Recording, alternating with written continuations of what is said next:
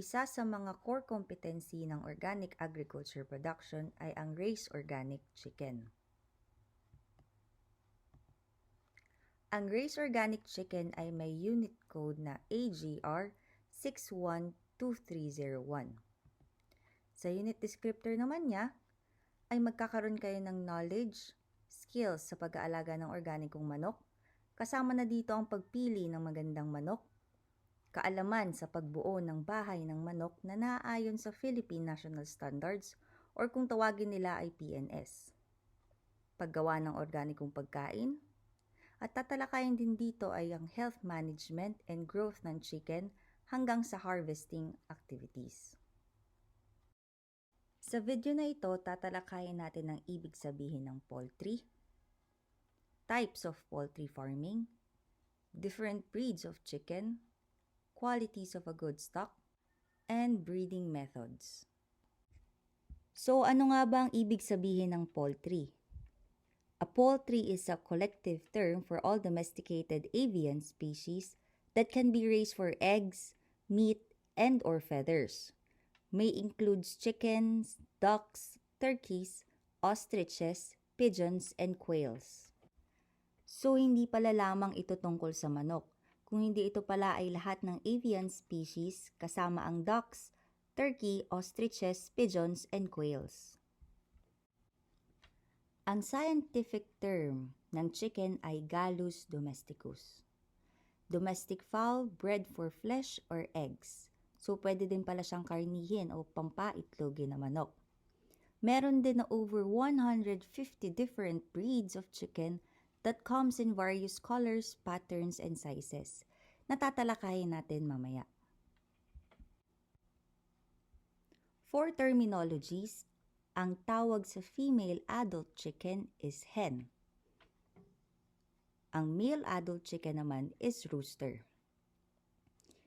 Chick or poult ang tawag sa young chicken. Pullet naman ang tawag sa young hen. Cockerel pag young rooster, and a group of chicken is called a flock. Dako naman tayo sa types of poultry farming. So meron tayong tatlong types. Ito ang layer, broiler, at breeder. Ang layer chicken is a term used for birds intended for egg production only. A layer chicken is an old female chicken that is usually kept and raised specifically for egg production. Layer chickens are especially popular within the commercial egg industry as they lay eggs more often than other breeds of chicken. So itong type ng poultry farming na layer ay nag-aalaga sila ng paitlugi na manok at yung itlog nila ay yun ang makikita din natin sa mga supermarket o palengke na binebenta. Sa broiler naman, broiler is a breed of domesticated chicken raised primarily for meat purposes. Meat or broiler chickens are typically larger breeds with more muscle content, chosen because they grow very large and very quickly. Although, sila din naman ay nangingitlog pa rin, pero kung ikukumpara sa mga layer breeds na manok, mas madaming napoproduce ang mga layer type chicken kesa sa broiler type chicken. Breeder chicken means chicken used primarily for breeding purposes. Breeder farms, however, produce that eggs that are sent to the broiler farms after they hatch. So dito naman more on breeders ang mga pinapalaki at pinapaitlog nila para ibenta as a broiler or a layer chicken. Sila din ang nagbe-breed ng may mga lahi na manok na nabibili sa ibang bansa. Ngayon, tatalakayin ko ang mga breeds or lahi ng mga manok. So meron tayong native breeds at foreign breeds. Magsisimula tayo sa common breeds ng native chicken dito sa Pilipinas. Parawakan. Parawakan is from Palawan and Mimaropa region. So itong manok na ito ay broiler type, has tall and slender body, feisty, often used as a game fowl, so ito yung mga panabong, has tender and flavorful meat with black and brown and red feathers with strong immune system. Darag, from Panay Island and Visayas region.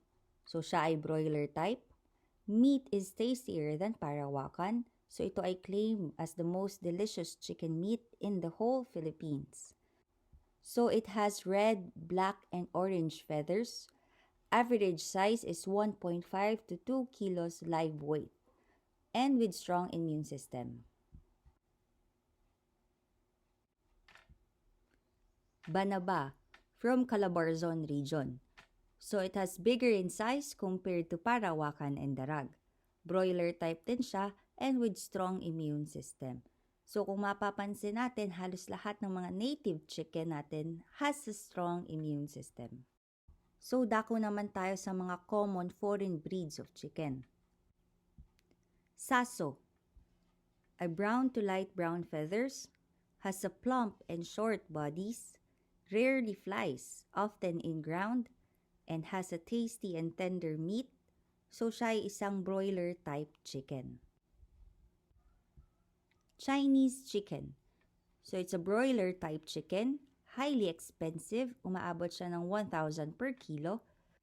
The Chinese believe that its meat has a medicinal properties, has white feathers, but meat and bones are all black, with short and puffy bodies. White Leghorn is popularly known as the 45 days old chicken. So ito yung ating mga layer type chicken. Rhode Island Red is a broiler and a layer type chicken, short but big-bodied, produces large-sized eggs. So these are the breeds of chicken that is locally available. Sa native chicken, meron tayong Parawakan, Banaba, Darag, Huluanon, Camarines, Bolinao, Boholano, Caraga Black, and Zampen. Sa broiler at layer naman, meron tayong dalawang uri, ang heritage lines at ang hybrid lines. Ang heritage line ay ang mga pure breeds na manok, at pag sinabi namang hybrid, ito ay ang mga crossbred from pure breeds na mga manok. Papaano nga ba pumili ng mga magagandang breeder stock? So dito sa topic na ito, tatalakayin kung papaano pumili ng magagandang breeder stock. The qualities of a good stock: it has no deformities, bright and red comb, no discoloration and deformation, dry behind, no rancid odor, energetic and alert, shiny feathers, dry and clean beak, and bright eyes. No deformities or abnormalities, meaning dapat walang kapansanan, maayos ang pangangatawan, kumpleto ang mga paa, na wala dapat itong pilay or any abnormalities. Bright and red comb with no discoloration and deformation. So bright and red comb naman ay dapat pula ang palong with no discoloration and deformation. Ang function ng palong ng manok ay cooling system sa kanilang katawan. Unlike sa tao, ang manok ay hindi pinapawisan. The chicken cools itself by circulating its blood through its comb. When the blood goes into the cool comb, the blood cools down too.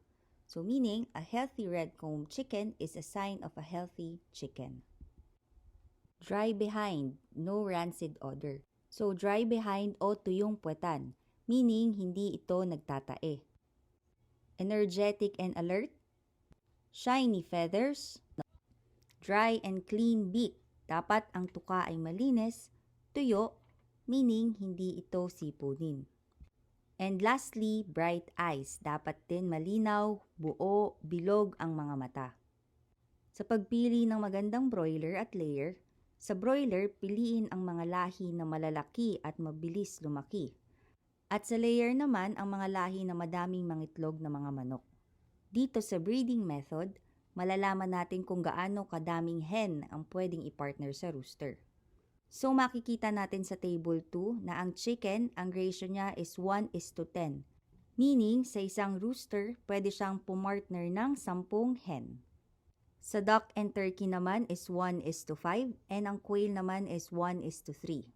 The use of genetically engineered species or breeds is not allowed. So ito yung mga GMO or genetically modified organisms. So ito yung mga lab-treated genes na hindi na matuturing na natural process of breeding. The use of artificial insemination is allowed as long as trained personnel ang gagawa or yung mga ating veterinary doctors. So dito po nagtatapos ang ilan sa mga topics natin about sa raising organic chicken leading to organic agriculture production and situ. Thank you!